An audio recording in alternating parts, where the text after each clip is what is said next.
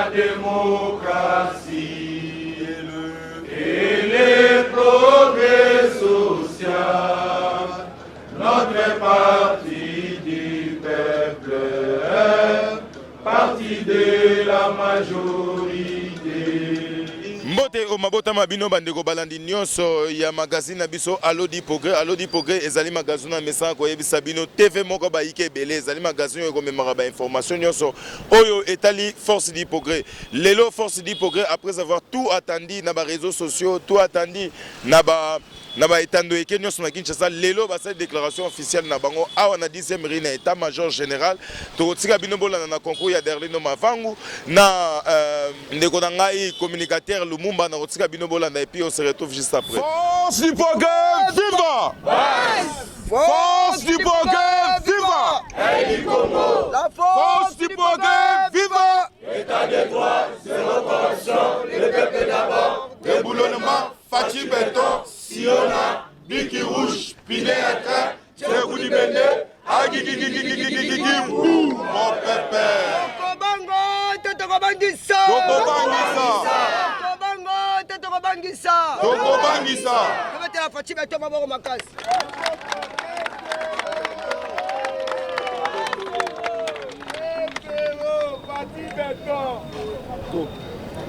République démocratique du Congo, UDPS, Force du Progrès, État-major général.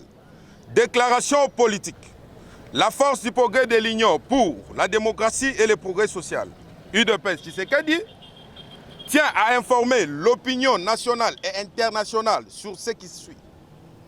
En égard aux enjeux politiques et sécuritaires relatifs aux accusations portées contre elle, faisant d'une milice prétendue de l'UDPS, telle que relayée dans le média, la Force du Progrès rejette toute la responsabilité et ne reconnaît aucune action quelconque allant dans ce sens.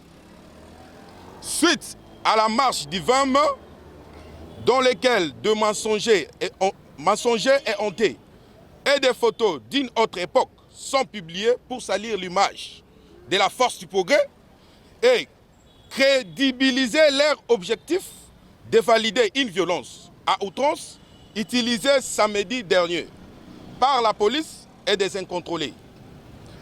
Ayant échoué en tout point dans son organisation de leur marche du 20 mai 2023 composée d'outre les gardes rapprochés des opposants détenant des armes à feu, s'il vous plaît, j'ai dit les armes à feu, par un petit nombre de jeunes délinquants dits Koulouna, recrutés dans le but d'attaquer la police et la Ligue des jeunes de l'UDPS. En marche, sur parle pour César, ils nous auraient croisés volontairement à la même date, mais sur un autre itinéraire, tel que désigné par l'autorité urbaine sous encadrement policier. Pour votre information, les quelques bavures des policiers arrêtés par ailleurs auraient pu vous servir. Pourquoi utiliser la Force du Progrès pour satisfaire vos besoins de propagande du leader de l'opposition? Nous tenons donc à préciser les points suivants. La Force du Progrès n'est pas une milice, mais plutôt un mouvement associatif au sein de l'UDPS, directement rattaché à la Ligue des jeunes en tant qu'aide du parti, des surcroît, aide du Congo. La Force du Progrès rappelle sa mission première, qui est celle de veiller sous la bonne marche du pays et de lutter contre les antivaleurs et toute forme de dérapage au moyen des actions politiques non violentes, raison, sacrifice depuis sa création. Point 2. L'UDPS, à travers la Ligue des jeunes, n'a pas pris d'assaut les rues de Kinshasa, mais a organisé sa marche en soutien au processus électoral ainsi qu'aux institutions de la République, et tout ceci dans le respect de la loi. En respectant l'itinérance agréée avec l'autorité urbaine. Dans aucune autre marche de l'IDPS n'a eu lieu. Créé depuis 2000, troisième point, je m'excuse. Créé depuis 2005, constitue uniquement des civils forts d'une réputation forgée sur base de sa résistance héroïque pendant nos longues années à l'opposition. Autant nous n'avons pas eu besoin de nous constituer en milice, autant nous n'avons pas besoin dans le combat actuel de l'exercice et la conservation du pouvoir, car ceci serait en totale contradiction aux enseignements de notre maître, le fait Dr Etienne Tshisekedi de Reste Mémoire, père de la démocratie, dont nous chérissons dans le mémoire.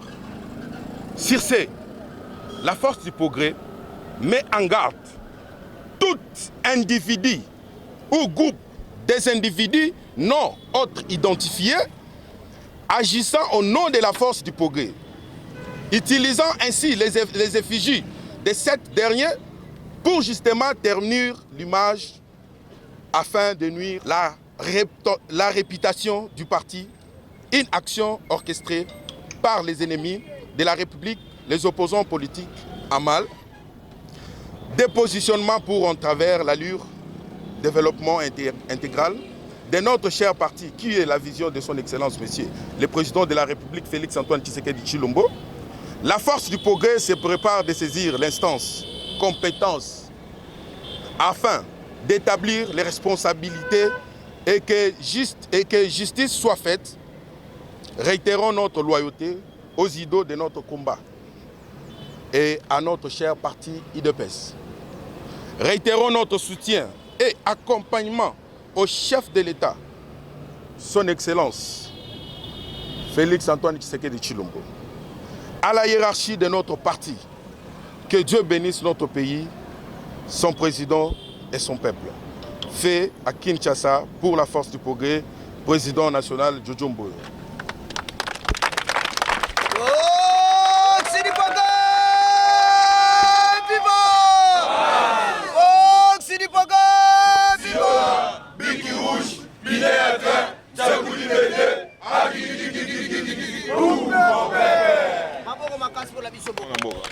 Mbote Mopanzi Sango. Monsieur le secrétaire général, il y a force du progrès. L'élo déclaration officielle, il y a force du progrès, ça a mis l'élo. N'invitez un mot à dire par rapport à la déclaration Nyonso Bolobi à Oui, merci Mopanzi Sango.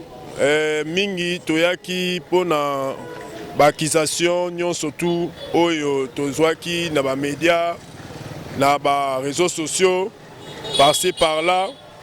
Oyo bazolo bake force du progrès.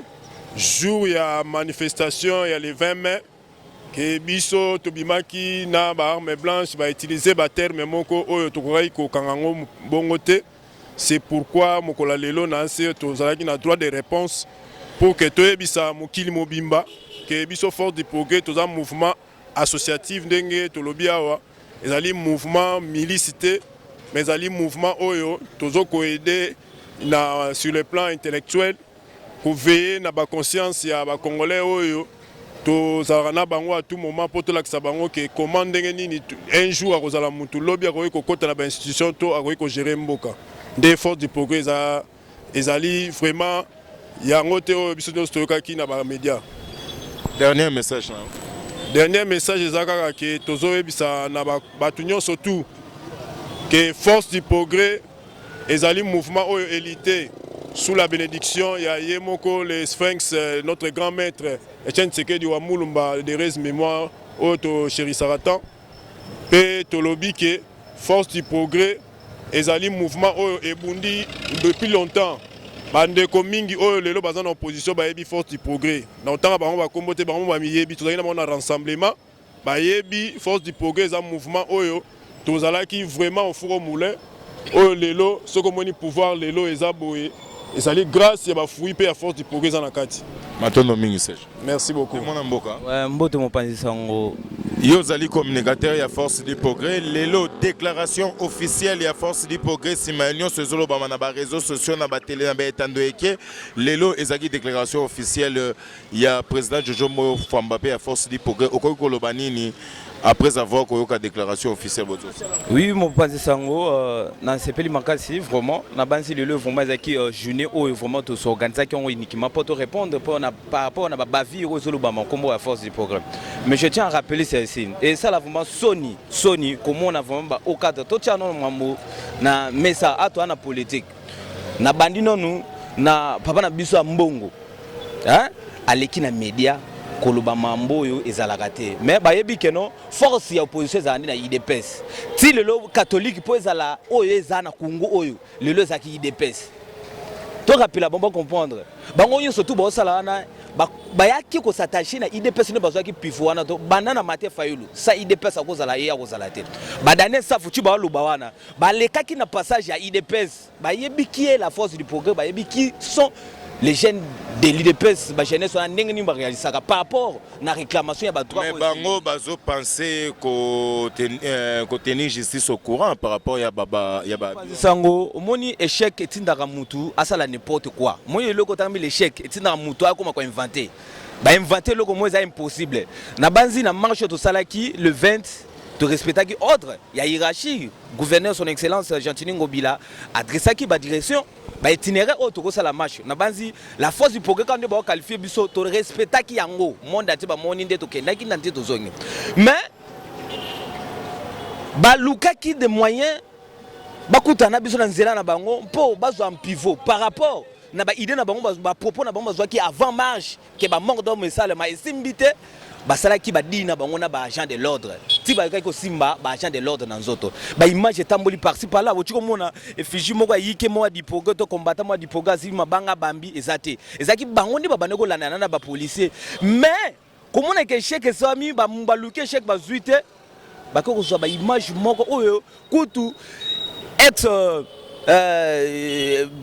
ministre Nabiso Daniel Aselo a télémela kango pe boyikotaka makamona mutomoni ke Congo mbato yebi ke baboyaka kolata bateni sokoto ya ba militaire na mbok suite ya événement wana ele kaka mais ba yeko zwa image ele kaka wana o ba sanctionnaka kutu na gouvernement place ezaki kutu te ba yiki a di progrès mais ba yo lata ngo na moment lelo yango lelo to yeko sala point de presse pour ngo talisa na monde entier ba comprendre que non nous la force du progrès to za wana pour na respect to za dia na pouvoir to wana temps wana ko sala mambwana te so ba Daniel Safu so ba mbongo ba iba makambwana po biso nde to sala bango bazala o bazala. Donc message fort de ça ya mwana. Donc bayebi biso ndenge to sala bango. Banana fayulu chako ma fayulu ayebi la force du progrès à travers IDPS à travers la force du progrès de sala bango. Bango nyonso tout bango ne bayebi mwana nyonso tout. Mais voyez lelo oyo vu que ba luka ki ba méthode nyonso simbité ba non to diembela bana wana mais nous vous mettons en garde ba to nyonso tout ba lobi wana la force du progrès bloc to za bomoko toujours si mamu quand tombolo fati béton wazali héros na biso avec notre secrétaire général aka 47 Augustin Kabuya te ya kabiso toujours respect. Il y a constitution pe respect ya mamoyo surtout etali ya mboko to tambola nango bonko biso ba communicateur ngana lo banga Adolphe Lumumba nazana toujours ko pesa ba ligne directive o eza bo solo pe réel au sein mouvement la biso à force du progrès na base nyonso surtout ba lobby za ya non et à chifo na ba kabana bango ba moto surtout eza non et à chifo matondo mingi mwana mboka. Voilà, merci beaucoup. Merci na bino ba ebanso bosuli baku ya kolanda biso na magazine lelo oto yebisaka bino magazine moko ba yike belé allo di progrès bino nyonso bolamuka parce que ba ke botelemi samandoki po ete banguna badongolo miso ya bayike de ba telemi balemi ko bundisa fachi beto moko to molo bakomi kolanda biso bayike lelo boyoki déclaration officielle ya équipe ya président Jojo Moyo Fomba parce que place nazali a bomona na sima na ngai bozomona décor ya maman Mars na se place ezali c'est que na 10e ri na état major lelo boyoki ndengeni ni to répondre na bino ba ebonso o bozolo ba bosambisi réseaux sociaux pour na biso tandis que ba image bozotia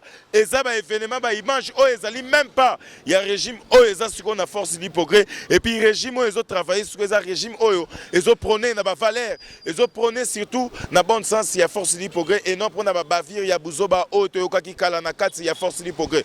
Merci na bino nyonso bandeko balandi o Libaku ya kolanda biso.